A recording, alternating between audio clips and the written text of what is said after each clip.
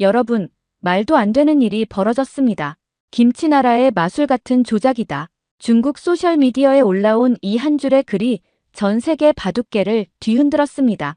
중국의 최고 기사가 한국에서 열린 세계대회 결승전에서 전대미문의 방식으로 패배한 것이죠. 이 소식이 알려지자 중국 전역이 들끓기 시작했습니다. 중국 바둑협회는 즉각 긴급 성명을 발표했고 수백만 중국인들이 분노의 목소리를 높였습니다. 세계 바둑계는 충격에 빠졌고 모든 비난의 화살이 한국을 향했습니다. 하지만 아무도 몰랐습니다. 미국의 한 바둑기사가 밝힌 사건의 진실이 이 모든 것을 뒤집어 놓을 거라는 것을요. 4000년 바둑 역사상 최대의 스캔들, 그리고 그 안에 숨겨진 놀라운 진실. 도대체 무슨 일이 있었던 걸까요? 시청하기 전에 좋아요와 구독 부탁드립니다. 안녕하세요. 저는 미국에서 활동하는 프로 바둑기사 제임스 리입니다. 오늘 저는 충격적인 사건 하나를 전해드리려 합니다. 김치나라의 마술 같은 조작이다. 중국의 한 누리꾼이 올린 이 도발적인 글을 보는 순간 저는 깊은 분노를 느꼈습니다. 바둑의 품격을 지켜온 한국, 제가 늘 존경해마지 않는 이 나라의 바둑 문화를 향한 무차별적인 비난이었기 때문이죠. 당시 저는 미국 시카고의 한 대회장에서 해설을 진행하고 있었습니다. 겨울바람이 거세게 부는 늦은 밤, 휴대폰을 확인하다 그 소식을 접했습니다. 세계 랭킹 1위 메이저 대회 우승 22회, 2023년 승률 82.3%를 자랑하는 중국의 커제 구단이 한국에서 열린 세계대회 결승전에서 반칙패를 당했다는 소식이었습니다. 화면을 보는 제 손이 떨렸습니다. 세계 최정상급 기사가 어떻게 반칙으로 패배할 수 있단 말입니까? 하지만 이어지는 소식들은 더욱 충격적이었습니다. 중국 소셜미디어에는 4000년 바둑 역사상 처음 있는 일이다. 말도 안 되는 규칙이다라는 비난이 폭주하기 시작했죠. 특히 커제 구단이 자신의 SNS에 올린 한국에서만 있는 이상한 규칙으로 패배했다는 글은 마치 기다렸다는 듯 중국 전역으로 퍼져나갔습니다. 해설을 마치고 호텔로 돌아온 저는 밤새 모니터를 들여다보았습니다. 중국의 주요 SNS 플랫폼은 순식간에 한국 비난 일색이 되어 있었습니다. 한국이 고의로 자국 선수를 이기게 하려고 규칙을 조작했다는 악의적인 댓글이 수만 건씩 달렸고 일부 극단적인 누리꾼들은 한국의 전통 문화까지 비하하는 모욕적인 발언을 서슴지 않았습니다. 창 밖으로 보이는 시카고의 밤거리를 바라보며 저는 한국에서 보낸 시간들을 떠올렸습니다. 20살, 처음 한국에 건너와 바둑을 배우던 그 시절이 생생했습니다. 바둑돌을 잡는 법부터 돌을 놓는 자세, 대국중 예의범절까지 한국만큼 바둑의 정신을 소중히 여기는 나라가 또 있을까요? 특히 잊을 수 없는 것은 스승님의 가르침이었습니다. 바둑은 단순한 게임이 아니다. 4000년을 이어온 동양의 지혜이자 철학이다. 그래서 우리는 규칙을 지키고 예의를 갖추는 것이다. 그 말씀이 지금도 귓가에 울립니다. 며칠 뒤 저는 한국의 바둑 동료 이정현 구단에게서 한 통의 전화를 받았습니다. 제임스, 이번 일 어떻게 생각하세요? 그의 목소리에는 깊은 걱정이 묻어 있었습니다. 저는 잠시 침묵했습니다. 미국 프로 바둑 기사로 활동하면서 한국과 중국의 바둑 문화를 모두 경험해본 저는 이 사태의 본질이 단순한 규칙 위반이 아니라는 것을 알고 있었기 때문입니다. 2024년 1월 22일 LG배 조선일보 기왕전 결승전이 열린 성동구 마장로의 한국기원 신관. 저는 진실을 파헤치기 위해 한국행 비행기에 올랐습니다. 기내에서 관련 자료들을 살펴보며 저는 이 사건이 단순한 승패를 넘어선 무언가가 있음을 직감했습니다. 세계 최강자 커제 구단과 그에게 7전 전패라는 기록을 안고 있는 변상일 구단의 운명적인 대결. 이 대결의 이면에는 무엇이 있었을까요? 인천공항에 도착해 택시를 타고 한국기원으로 향하는 길, 저는 마음을 다잡았습니다. 왜 커제 구단은 2번이나 연속으로 규칙을 어겼을까요? 왜 중국은 이토록 격렬하게 반발하고 있을까요? 그리고 가장 중요한 것은 과연 한국의 규칙은 정당했던 걸까요? 한국기원으로 향하는 차창 밖으로 스쳐 지나가는 서울의 풍경을 바라보며 저는 결심했습니다. 이 사건의 진실을 반드시 밝혀내리라고 말입니다. 바둑의 품격을 지키기 위해 한국이 만든 규칙의 진정한 의미를, 그리고 그동안 중국 선수들이 보여온 행태들을 낱낱이 파헤쳐 세상에 알려야 했습니다. 마침내 도착한 한국기원 앞에서 저는 깊은 숨을 들이마셨습니다. 이곳에서 벌어진 일들이 4,000년 바둑 역사에 새로운 획을 그을 것이라는 예감이 들었기 때문입니다. 초겨울의 차가운 바람이 뺨을 스쳐가는 가운데 저는 무거운 발걸음을 떼어 한국기원의 현관문을 열었습니다. 한국기원의 현관문을 열자 묵직한 적막감이 저를 감쌌습니다. 수십 년간 이어져 온 한국 바둑의 역사가 이 공간 곳곳에 스며 있었습니다. 로비 벽면에 걸린 역대 국수들의 사진을 바라보며 이들이 지켜온 바둑의 전통과 명예가 가슴 깊이 와닿았습니다. 대국이 열렸던 특별 대국실로 향하는 계단을 오르며 저는 그날의 상황을 생생히 그려볼 수 있었습니다. 이곳에서 커제 구단은 어떤 마음이었을까요? 단순한 실수였을까요? 아니면 의도적인 행동이었을까요? 계단을 오를 때마다 드는 의문들이 제 발걸음을 무겁게 만들었습니다. 특별 대국실 문 앞에 서자 이상하게도 가슴이 뛰기 시작했습니다. 지금 이 순간에도 중국에서는 수많은 누리꾼들이 한국 바둑을 비난하고 있을 것입니다. 하지만 저는 알고 있었습니다. 한국이 이런 규칙을 만든 데에는 분명한 이유가 있다는 것을. 그리고 그 이유를 찾아 나서는 과정에서 저는 충격적인 사실들을 마주하게 될 것이라는 것도 말입니다. 문을 열고 들어선 특별 대국실은 고요했습니다. 창밖으로 비치는 겨울 햇살이 바둑판이 놓여있던 자리를 비추고 있었죠. 그 자리에 앉아 커제 구단이 보였을 풍경을 바라보며 저는 그의 마음속에 있었을 오만함을 느낄 수 있었습니다. 세계 최강자라는 자부심이 규칙조차 무시하게 만든 것은 아니었을까요? 한국기원 관계자분이 건네준 자료들을 펼쳐보며 저는 이 사건의 진실에 한 걸음 더 다가설 수 있었습니다. 규칙 개정의 배경, 과거의 사례들, 그리고 바둑을 대하는 한국과 중국의 근본적인 차이. 이 모든 것들이 제가 찾던 진실의 조각들이었습니다. 창밖으로 저녁 노을이 물들기 시작했습니다. 오늘도 전 세계 곳곳에서 수많은 바둑대국이 열리고 있겠죠. 하지만 이곳 한국기원에서 벌어진 사건은 단순한 대국 이상의 의미를 가지고 있었습니다. 그것은 바둑의 정신을 지키려는 한국과 승리만을 좇는 중국의 충돌이었던 것입니다. 이제 저는 그 진실을 여러분께 들려드리려 합니다. 왜 한국이 이런 규칙을 만들어야 했는지, 그리고 그동안 중국 선수들이 보여온 행태들이 얼마나 심각했는지 모든 것을 낱낱이 파헤쳐 보겠습니다. 이것은 단순한 반칙패 사건이 아닙니다. 4,000년 바둑 역사에 새로운 획을 그을 진실이 여러분을 기다리고 있습니다. 한국기원 자료실에서 발견한 충격적인 기록들은 이번 사건이 결코 우연이 아니었음을 보여줍니다. 지난 5년간 세계대회에서 중국 선수들이 저지른 부적절한 행위가 무려 12건. 그 기록들을 하나하나 살펴보면서 저는 깊은 충격에 빠졌습니다. 2019년 5월 베이징에서 열린 농심배 8강전. 한국의 유명 프로기사가 중국 선수를 상대로 우세를 보이고 있었습니다. 그때 중국 선수는 자신이 잡은 사석을 의도적으로 숨기기 시작했습니다. 형세가 불리해지자 잡은 돌을 보이지 않게 가린 것입니다.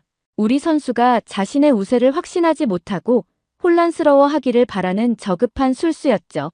2020년 3월의 삼성화재배도 충격적이었습니다. 중국의 한 선수는 자신이 잡은 흑돌을 상대방의 흰돌통에 섞어 넣었습니다. 이는 단순한 실수로 보기에는 너무나 의도적인 행동이었습니다. 우리 선수가 개가를 할 때 혼란을 겪게 만들려는 계산된 행동이었던 것이죠.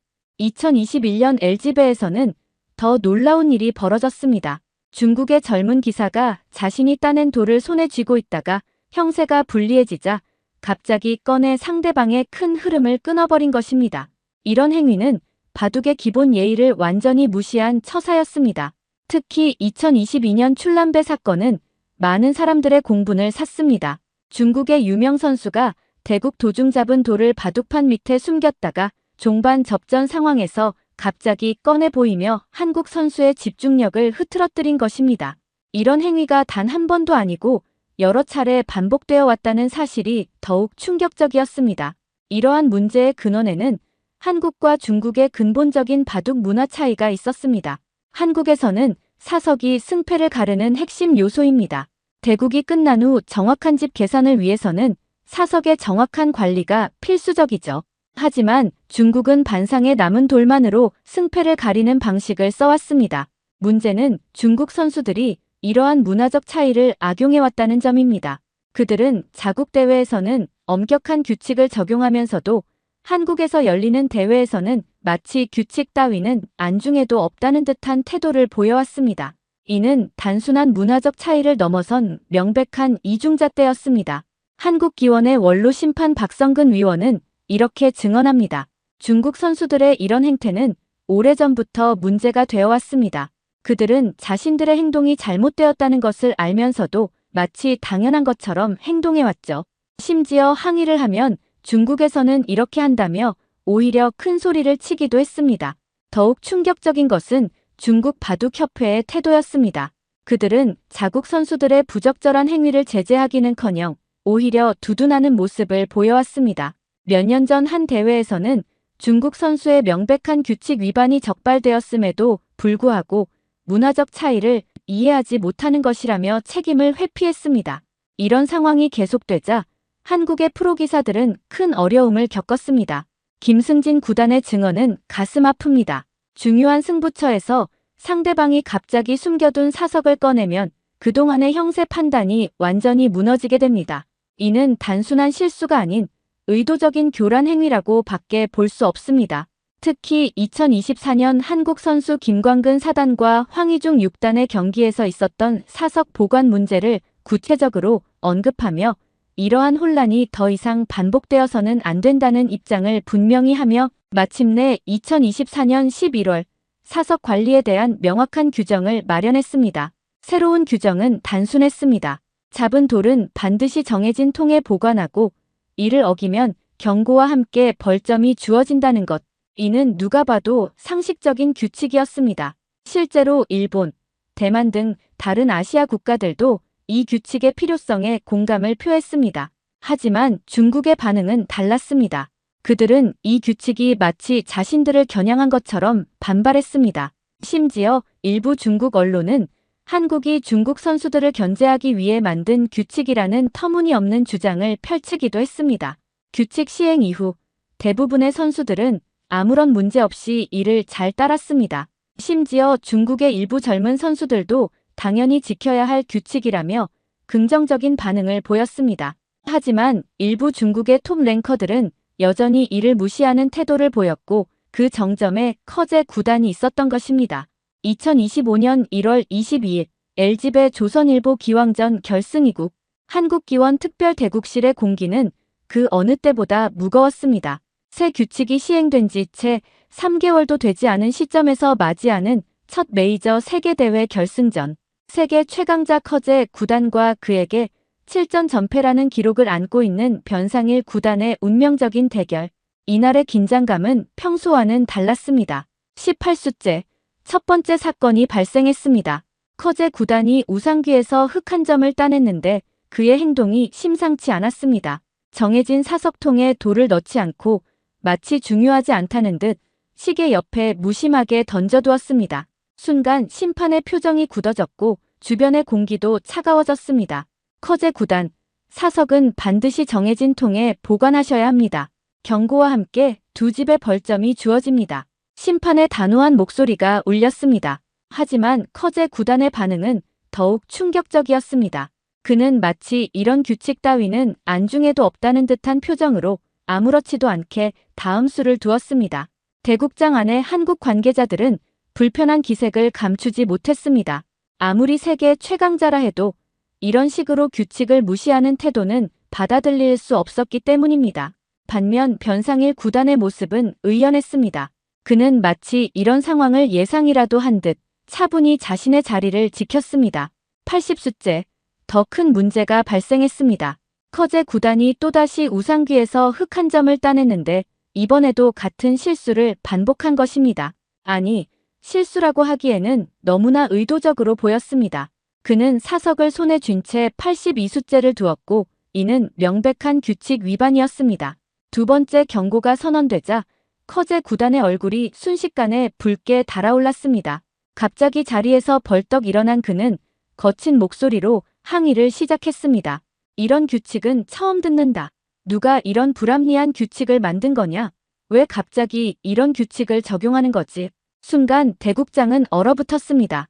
그의 거친 항의에 통역조차 당황한 기색이 역력했습니다. 하지만 이는 명백한 거짓이었습니다. 대회 전 모든 선수에게 규칙이 상세히 공지됐고 다른 선수들은 아무런 문제 없이 이 규칙을 잘 지켜오고 있었기 때문입니다. 변상일 구단의 모습은 이런 소란 속에서도 더욱 빛났습니다.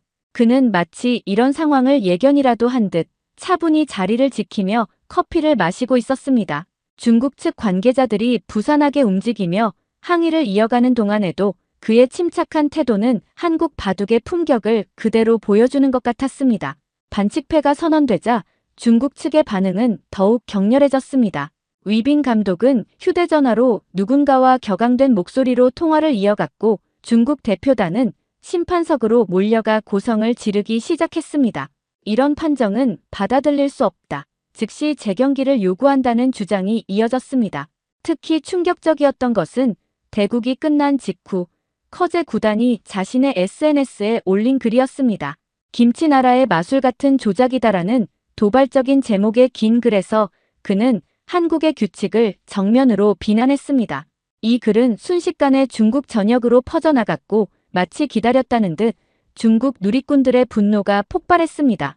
중국의 주요 SNS 플랫폼은 순식간에 한국 비난 일색이 되었습니다. 4000년 바둑 역사상 처음 있는 일이다. 한국이 고의로 자국 선수를 이기게 하려고 규칙을 조작했다는 악의적인 댓글이 수만 건씩 달렸습니다. 일부 극단적인 누리꾼들은 한국의 전통 문화까지 비하하는 모욕적인 발언도 서슴지 않았습니다.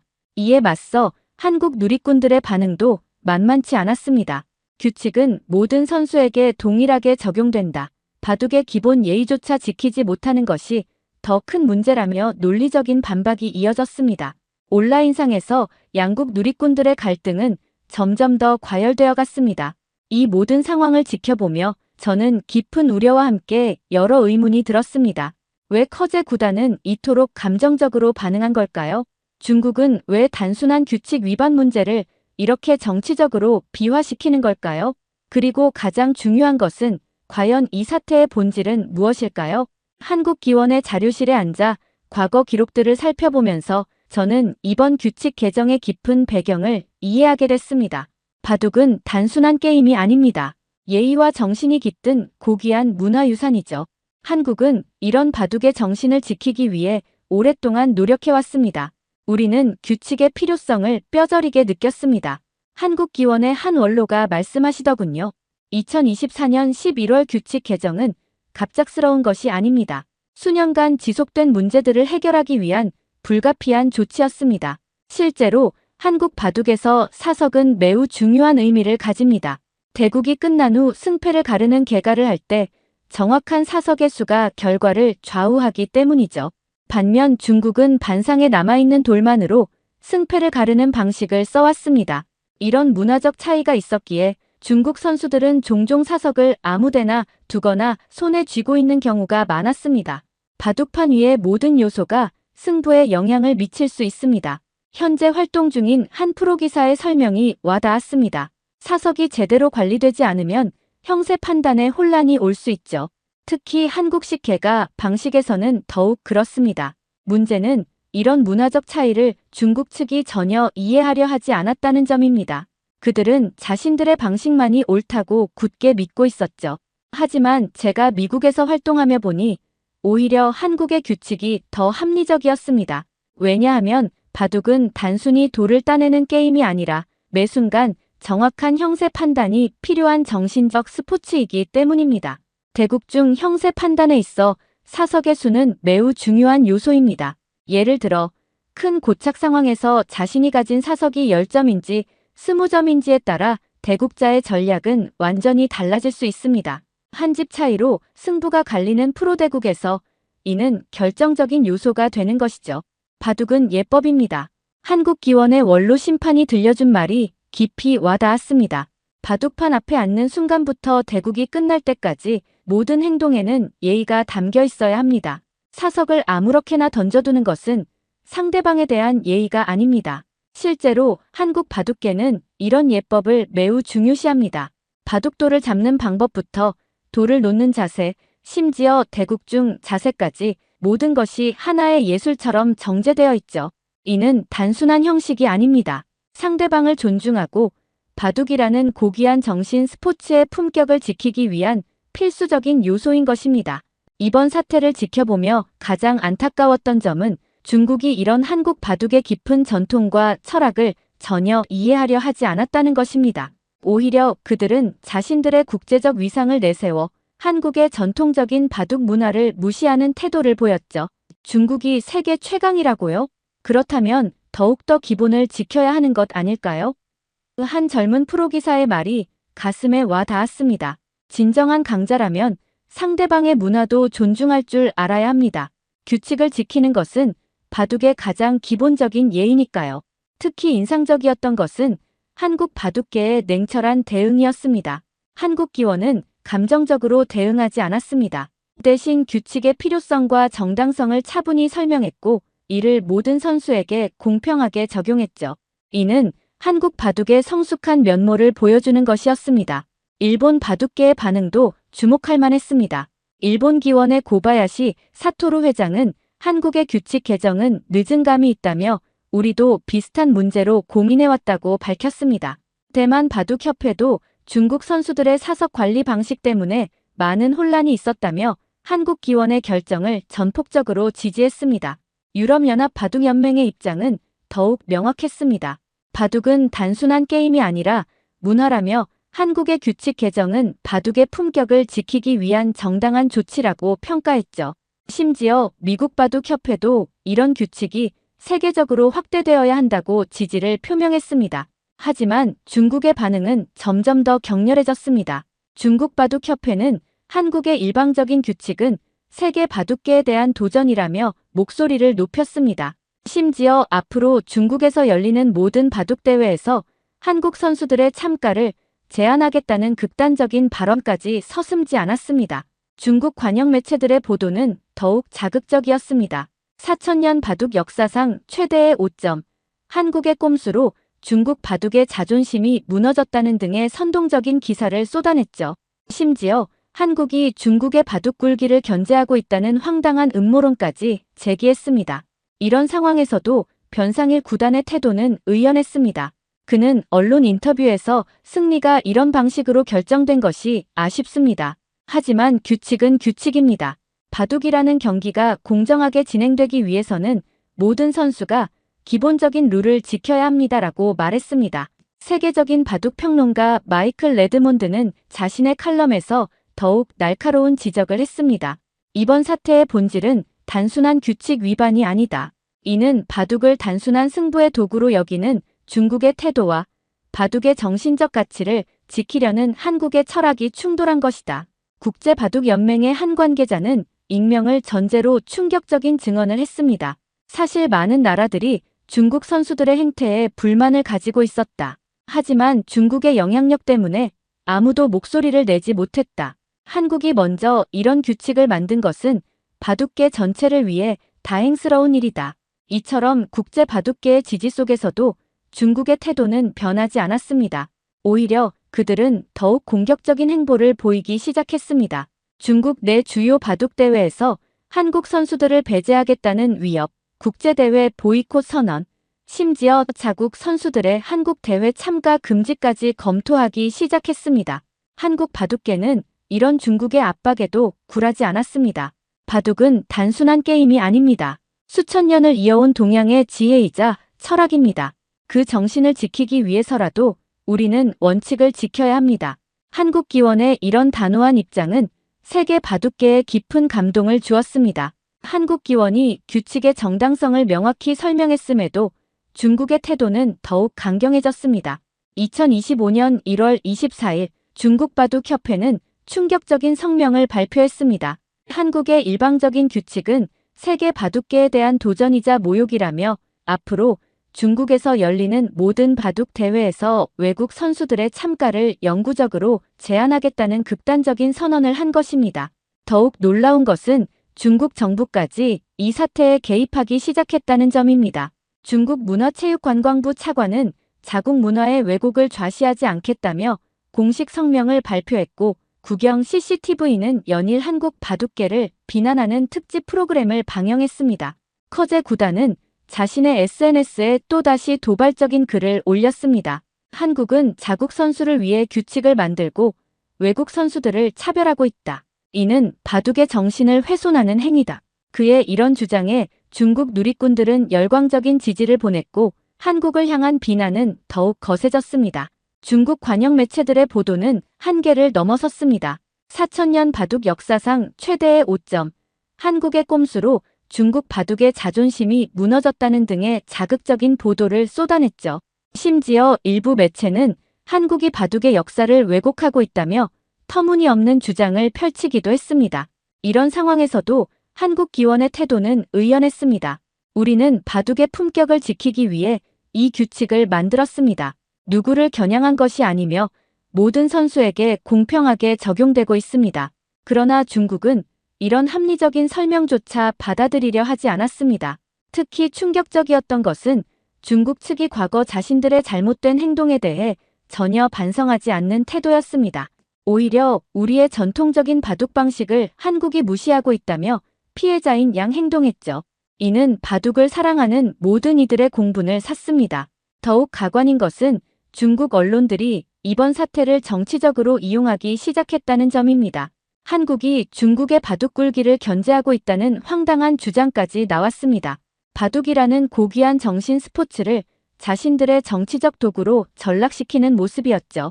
이런 상황에서 세계 각국의 바둑 관계자들이 움직이기 시작했습니다. 일본 기원은 한국의 규칙은 오히려 늦은 감이 있다며 지지를 표명했고 유럽 바둑연맹도 바둑의 공정성을 위한 필수적인 규정이라며 한국의 편에 섰습니다. 대만의 한 프로기사는 더 강한 어조로 중국을 비판했습니다. 그들은 자신들이 세계 최강이라는 이유로 기본적인 예의조차 무시해왔습니다. 이제는 누군가가 이런 행태에 제동을 걸어야 할 때였죠. 한국이 그 역할을 해준 것에 대해 오히려 감사해야 합니다. 하지만 중국의 반응은 더욱 격렬해졌습니다. 중국바둑협회는 우리는 영원히 이 결과를 인정하지 않을 것이라며 강경한 입장을 고수했고 중국 언론들은 연일 한국을 비난하는 기사를 쏟아냈습니다. 한국이 중국 바둑을 견제하기 위해 꼼수를 부리고 있다는 터무니없는 주장까지 나왔죠.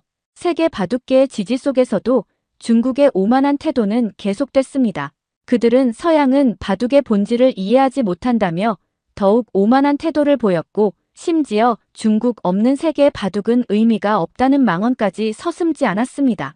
이런 중국의 모습은 오히려 한국 바둑의 위상을 더욱 높이는 계기가 되었습니다. 세계 각국의 바둑계는 한국이 보여준 의연한 태도와 원칙을 지키려는 모습에 깊은 감동을 받았기 때문입니다. 이것이 진정한 바둑 강국의 모습이라는 찬사가 이어졌습니다. 이 사건이 있은 후 중국의 태도는 더욱 경악스러운 방향으로 흘러갔습니다. 그들은 자국 언론을 총동원해 연일 한국을 비난했고 급기야 세계대회 무대에서 완전히 철수하겠다는 극단적인 선언까지 했습니다. 세계 랭킹 상위권 선수들의 대거 불참을 무기로 한국을 압박하려 한 것입니다. 중국바둑협회는 한 걸음 더 나아가 우리는 한국의 규칙을 영원히 인정하지 않을 것이라는 성명을 발표했습니다. 커제 구단 역시 한국은 바둑의 역사를 왜곡하고 있다며 끝까지 자신의 잘못을 인정하지 않았습니다. 하지만 이런 중국의 오만한 태도는 오히려 그들의 민낯을 적나라하게 보여주는 계기가 되었습니다. 4000년 바둑 역사를 자랑하면서도 기본적인 예의조차 지키지 못하는 모습, 자신들의 잘못은 인정하지 않으면서 상대방을 비난하기 바쁜 모습이 전 세계에 그대로 드러난 것입니다. 놀라운 변화는 세계 바둑계에서 일어났습니다. 일본, 대만, 베트남 등 주요 바둑 국가들이 한국의 규칙을 자국 대회에 도입하기 시작했습니다. 국제바둑연맹도 한국의 규칙을 표준 규정으로 채택하는 방안을 본격적으로 검토하기 시작했습니다. 유럽연합 바둑연맹은 더 나아가 이제는 중국식 바둑에서 벗어나야 할 때라는 획기적인 선언을 했습니다. 중국이 자국의 영향력을 무기로 바둑계를 좌지우지하던 시대가 막을 내리고 있었던 것입니다. 특히 주목할 만한 것은 중국 내부의 변화였습니다. 젊은 세대의 중국 기사들 사이에서 우리도 변해야 한다는 목소리가 나오기 시작했습니다. 한국의 바둑 문화가 가진 깊이와 품격을 이해하기 시작한 것입니다. 한국 바둑계의 위상은 더욱 높아졌습니다. 세계 각국의 어린 기사들이 한국에서 수학하기를 원했고 한국식 바둑 교육 방식이 국제적인 표준이 되어 갔습니다. 바둑의 정신과 문화를 지켜온 한국의 노력이 마침내 결실을 맺은 것입니다. 한국기원의 결단은 세계 바둑계의 새로운 이정표가 되었습니다. 이제 더 이상 중국의 일방적인 영향력이 바둑계를 좌우하지 않게 된 것입니다.